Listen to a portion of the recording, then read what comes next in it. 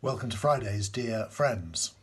It's day 4 of the lockdown, Friday, and I thought I'd tell you what my favourite verse in the Bible is. It's Matthew 16, verse 18, where Jesus says, "I will build my church, and the gates of Hades, or hell, will not overcome it." It is such a relief to know that Jesus is responsible for building his church and not us. I have to say that I've always felt pretty inadequate for the task of leading a church, let alone building one. And at a time like this, when we can't meet as a church, I feel even more powerless and helpless.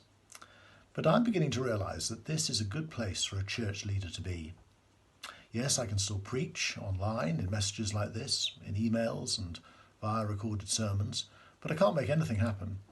I have to trust Jesus to build his church and not me, and I've no doubt that he is doing that. In fact, this verse just yesterday came up in my daily Bible readings, as if God was reminding me that Jesus is still building his church, even through the coronavirus pandemic.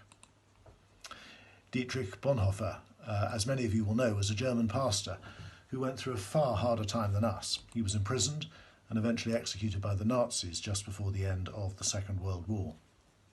Even though his ministry was confined, he was still confident that Jesus was building his church. And he wrote this from his prison cell. "But it is not we who build. No man builds the church but Christ alone. Whoever is minded to build the church is surely well on the way to destroying it, for he'll build a temple of idols without wishing it or knowing it. We must confess he builds. We proclaim he builds. We must pray he builds." It is a great comfort which Christ gives to his church.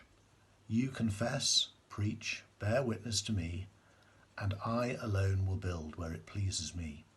Do not meddle in what is my province.